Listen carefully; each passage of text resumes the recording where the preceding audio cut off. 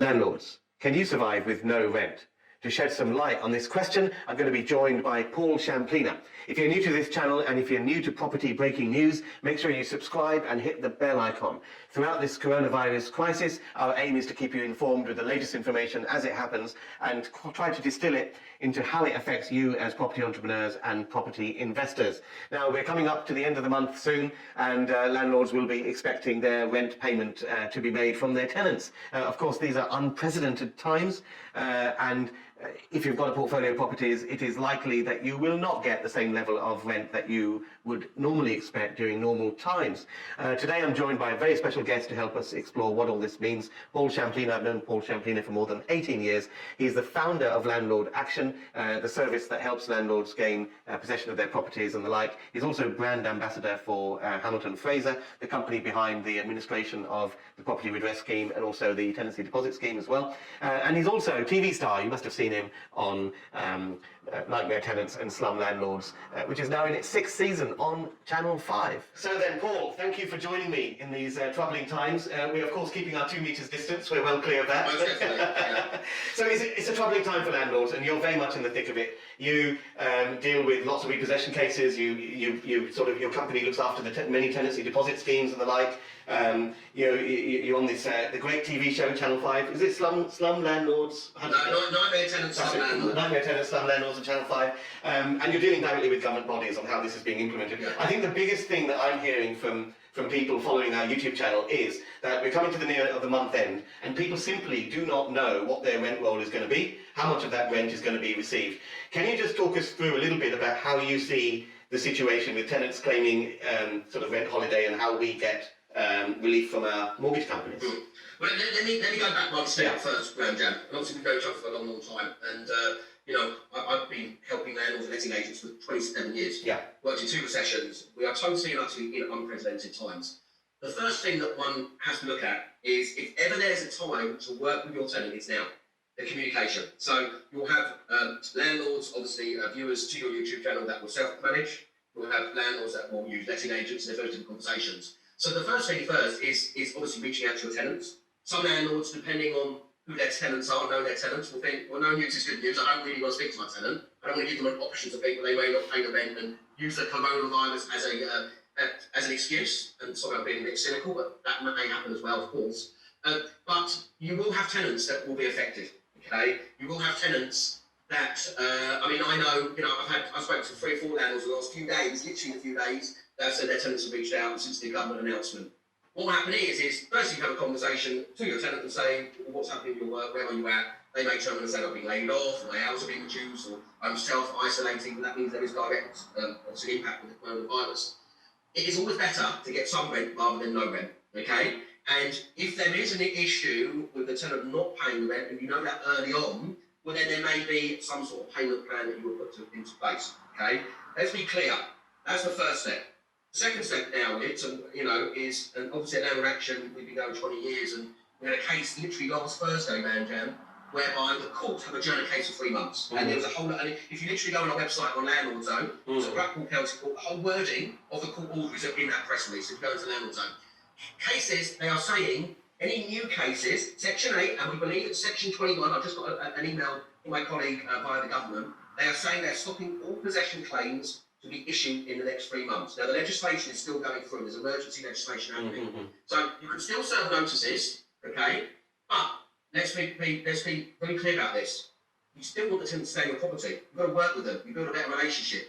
The one thing that will hurt a landlord is an empty property in a void. And what happens if you go into self-isolation? I've got a tenant in Spain I spoke to literally yesterday. And he's been in 14 days, he's done 14 days, he's now been tenant of 70. He thinks that Spain might give me in isolation up to 3 months. So what happens if we are very much in the unknown, are in isolation for up to 3 months, there's no viewings, there's no move in, move out, okay? The tenant is still liable for the rent, okay? Whether that rent is suspended and it's not payment holiday, it's just deferred, and if that is a case, you do want some sort of proof, written proof, that they've been affected financially. And then what you need to do is, first off, if you are going to struggle, is get onto your mortgage lender and have that conversation, because they will just defer the payments. Obviously, I don't know what the directive is on all that's going to that if you are going to have a suspension of paying your rent for your mortgage for the next 3 months, it's just going to be added onto the security further down the line. So at this point, communication is really important, you know. Is it, I mean, there was a little bit of a lifeline I felt for landlords in Rishi Sunak's statement on Friday. First of all, he's offering people the 80% of salary support. And also, I understand there's a certain percentage of the rent that's going to be paid under emergency housing benefit for people. So, under those provisions, as long as people haven't been laid off and they're still in a job, in theory, they should be able to meet their rental payments. I mean, they won't be going out to restaurants anymore. Well, look, it's theory and practical, and very numerous industries are going to be affected by this. Okay, what they're saying is, if there's a chance of someone being laid off, we will make sure that, you know, they want to pay the employees 80% up to £2,500 a month. I do worry about the self-employed market because, of course, they haven't really got a directive what's going on. But you know what it's like, Ranjan, theory and practicality with regard to government, how quickly it comes through. I mean, you know, you think of what our benefit system is now with regard to universal credit. Frankly, it's been a mess. Okay, paying tenants 5 weeks in arrears, which is crazy. No direct payment to landlords. So they do need to make an emergency. There's going to be a lot of work of how this is going to be able to work. But, you know, in these really, really extraordinary times, no tenant should be evicted, in my opinion, through these times with regards to the coronavirus. You know, you know, I've said this quite openly. You know, the average. Do you know what the average term of a tenancy is? How long a tenant, on average, stays in a property? Have a guess, Ranjo. I know it's more than some people let on. It's at least, well, looking at our own portfolio, we average 2 years, and that's in London.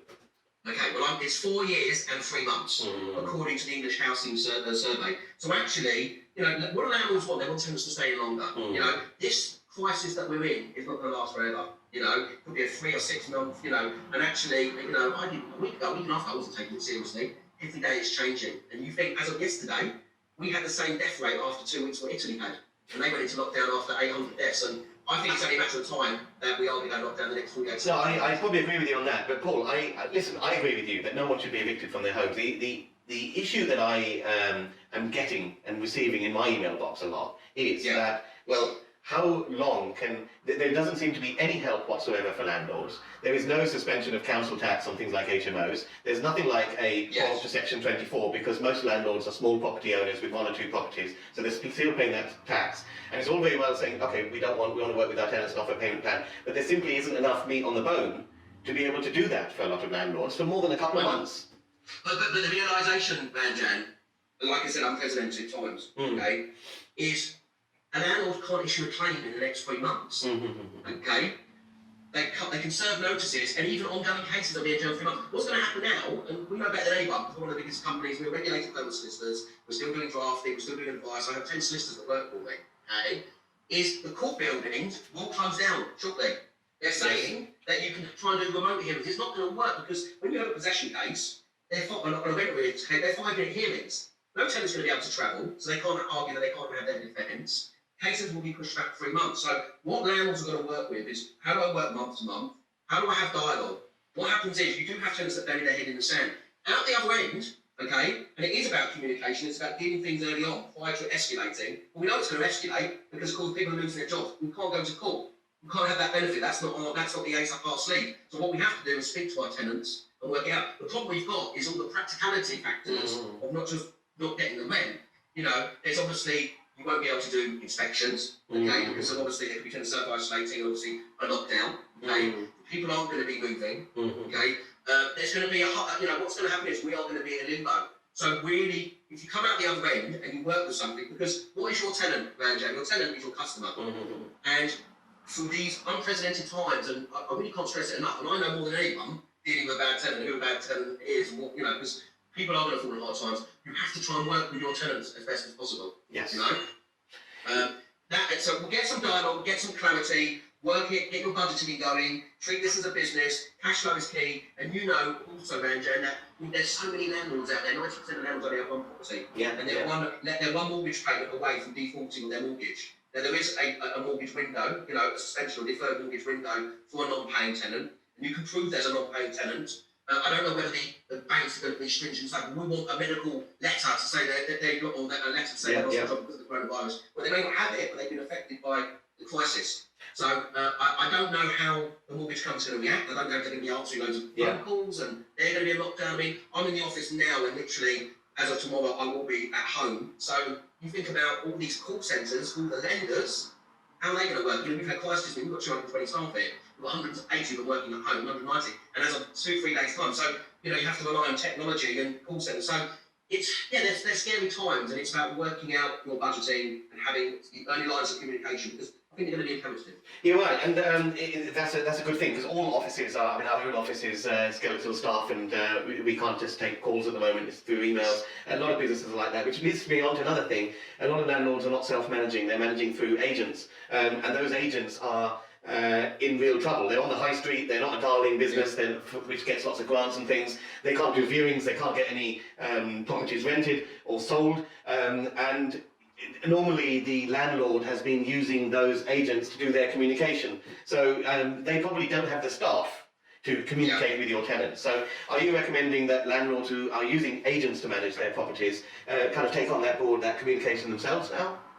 Well, I mean, look, the first port, look, we know, I mean, obviously on business, so, you know, we own my deposits. We have 3,500 agents, we protect £1.2 billion worth of deposits. I'm sure we're going to have a conversation about deposits a little bit later on.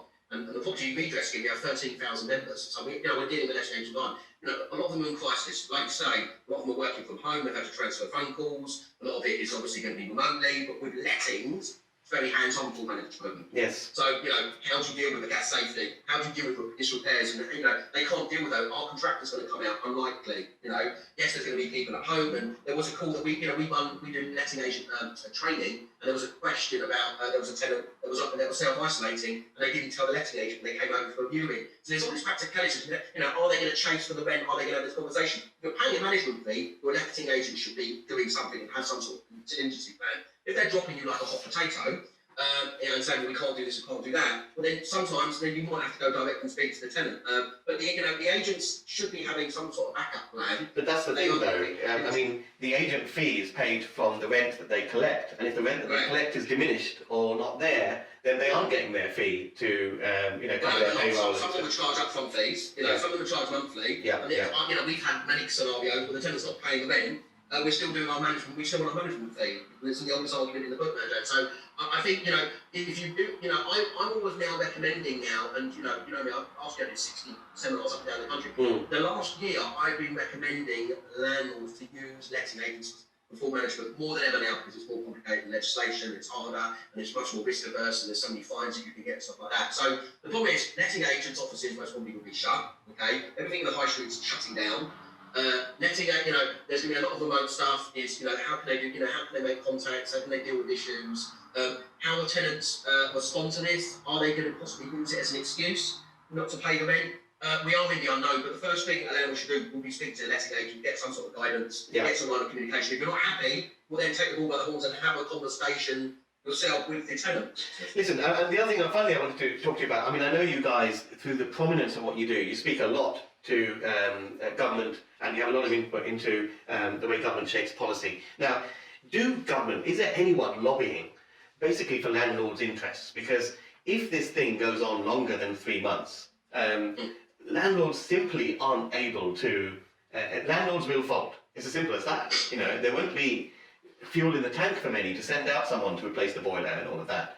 And of course, a lot of people are using property income as actually to support their main income, and that is their main income.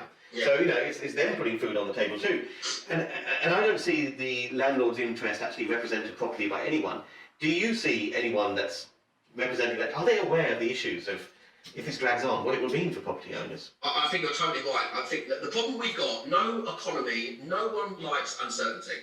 We don't know what's at the end of the road, how long the end of the road is. That is the problem. What I do know is that we will come out the other side. I do know that we have a housing shortage in our country. And now with private rent is 22% and growing, and will continue to keep growing. Yes, landlords will fall on hard times, tenants will fall on hard times. Everyone, I think, will be affected by this, okay? I also, I think with regards to lobbying, you're right. There are the two landlord associations, the Residential Landlord Association and the National Landlord Association have merged, okay? They have 70 to 80,000 members, but Imagine there's 1.92 million landlords. Yeah, okay? yeah. That's the problem. Yes, we need a bigger voice, and there's obviously a bigger tenant voice out there, and it's been quite political. I think that you've got to buckle your belts, okay? I think you've got to be able to be wise. You've got to review your business operations, okay? Your cash flow, your spending. But you've got to look at the bigger picture. Yeah, the bigger picture, Jan. When did we meet? 2001, 2002? Something like that, going back a long way. A long time ago. You don't look great, I thought great, right? Because I've been dealing, we've done so many problems. Landlords have had it good for a long, long time. Let's not forget that. Yeah, rents keep rising. Rents keep rising. I mean, before the crisis, I was at Savills head office, and they did a presentation. This was a month ago, before the crisis, when everything changes. And they said rents in London are going to go up 18%. And rents nationwide will go up 15%. Rents will keep going up, and it will go down. The housing market, mind you, I think there'll be a downturn, and I think there's opportunity for investors. I'm sure you think the same. Yeah. I'm looking for a buy-to-let to get for my kids. Got money, whatever, waiting. I was looking actively. I'm waiting. I'm going to wait 6 to 12 months. Yeah. Being realistic, because I think there's more deals that's going to be out there. So I think that yes, it's going to be tough. You've got to have conversations with your mortgage company. The government, legislation-wise, their biggest emergency legislation now in regard to the mortgage holidays or 3-month holidays and the suspension of evictions and the helping of employees. Because what do they want? The worst thing is to have mass high unemployment. We had 2.5 million people unemployed in 88, 89, and I remember as a 17-year-old, going to court and obtain possession orders from banks and building societies when the interest rate was 15, 16%. So they were tough times. So at the moment, our unemployment rate up to this crisis was very, very low. So I think you've just got to look at the bigger picture. At the moment, we're in the unknown. Yes. And I mean, obviously, no one has any idea how long it's going to take. The longer it takes, it's going to be the weaker landlords. What I mean by that is the ones who have possibly been new onto the market, who have high loan-to-value properties, who are particularly dealing with HMOs, because quite frankly, the HMO market, you get a lot of people working in hospitality and all these places that have been shut down and the like.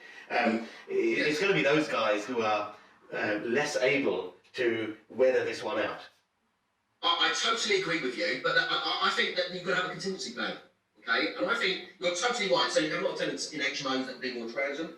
We haven't talked about student HMOs, and I think that we'll come on to that in a minute. So if you think about it, if you've got tenants where they turn around and say, I can't afford to live here, I can't be here, you do a deal with them to basically vacate to a certain extent if you think they can't afford to live there. So then what's your backup plan? The problem is, what changes everything is if there's a lockdown, because no one can do anything. Let's be clear about that. If there's a lockdown, we don't know, 1 week, 2 weeks, whatever. But if there's a big lockdown, God knows, that's going to be, that's going to be hell to a certain extent. No one can do anything. But if you think about it, there's still shortages. So, what market? How do you make? It's better to get some sort of income than not. So, if you can do it, what can you look at? So, I mean, the service apartment market, the short stay market, that's going to be totally obliterated in my opinion, because obviously people are travelling, people are going there. But if you think about the housing benefit market and councils, and then people to live in properties, okay, and trying to do some sort of deal with the councils, because they have waiting lists, putting people in, obviously, into temporary, into permanent. Landlords have to be flexible, and they have to be able to adapt and think, well, beforehand, I'm not interested in a housing benefit tenant, which you get a lot of that, but actually, needs must, and I've got a mortgage, and I've got to keep things going. Maybe I'll look at that market and speak to my local council, and actually say, right, I have an HMO available within your borough, I can put something in. Actually, I'll do a deal with you being the council, and you do a guaranteed rent with me as a council. And then the council are like, well, then you sign separate tenancy agreements and you worry about not getting universal credit paid to you directly from the tenant. So there are options out there, and I think we need to look at them. I guess that's if you can find someone in the council office who hasn't self-isolated to do that sort of proposition with. But it is a good idea, and people will have to get a little bit more creative. I mean, I'm finding in London, I know we've had 3 or 4 properties where people from abroad are literally handing in their keys, particularly if they're on month-on-month tenancies after the first year. They're just going back to wherever they're from, because they might as well be with the family than stuck in a studio or something in London. And that's happening more and more. And of course, but if you think about health workers as well, Benji, I mean, if you think you've got a property in central London, our frontline key workers, I mean, obviously the health service is, they're going to be under so much pressure. And key workers are people that work obviously in food, not just key workers. I mean, actually, they may need accommodation near the hospitals or whatever, so there may be some opportunity to look at doing something like that. I mean, so, yes, every tenant is different, and actually you need to look at it on a month-to-month basis. As I said right at the beginning of this recording, we'll have some landlords who think, my old motto around is no news is good news. All right, as long as your rent's being paid. Some landlords don't want to speak to their tenants, okay, and they're going to look to see if the 30th if that rent comes in, okay. Or the tenants might reach out and they say, well, I can't do that. I can pay 600, but I can't pay the other 600. Okay, well, for the next, for the next 3 months, can you send me something? Can you give me some sort of clarity? I think landlords, they still need the trust. Trust is very important in a landlord and tenant relationship. Yeah. So you still need to make sure, and at the end of it, what does that mean? You've built up a stronger relationship with your tenant. You know what, Ranjad's a good guy, I like it, he looks after me. Actually, I'm going to stay on for another 12 months. I'm not speaking about leaving. So I think there's part of that as a bigger picture. Thanks very much. It's been very enlightening. I can't think of anyone more knowledgeable than your good self to ask for some guidance in this matter. Finally, are you well stocked with loo rolls? I bought some kitchen roll yesterday. I'll tell you one thing, I've really got my guidance with Ranjad. And we both live in North London. Yeah. There was a newsagent selling toilet roll, 4 toilet rolls for £12. Which was disgusting. So, there's no panic. Everywhere's got anywhere, to be honest. I'm wondering about working at home with a 9-year-old and a 14-year-old. I'm looking to get some rope and some masking tape so I can work. Brilliant, good. On that tip on parenting, we'll leave that. Social services is that my house, but maybe we're working remotely right now. Yes. Okay, listen, Paul, you've been great. Thanks very much for all the tips. Pleasure. Thank you. Good luck, everyone. Good luck. Okay, guys, before we wrap up, let me just tell you about the Baker Street Property Meet, which is going online. It's the UK's largest property networking event. It takes place on Thursday, the 26th of March, and on the last Wednesday of every month after that. If you want to get on board, then just go to bakerstreetpropertymeet.com. It's a free event, and we're going to be live, and we are going to be taking your questions on how the coronavirus epidemic is affecting your property business. I'm going to be joined by David Sanderman, Andrew Roberts, and John Howard as well. So bakerstreetpropertymeet.com, links in the description and also at the bottom of the screen here. Make sure you subscribe and hit the bell icon to be notified of our next property breaking news update. Until then, keep calm, keep safe, and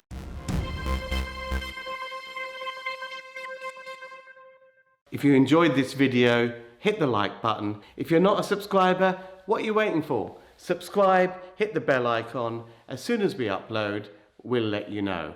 And enjoy these. They're all dedicated to helping you be more successful in property. Happy investing!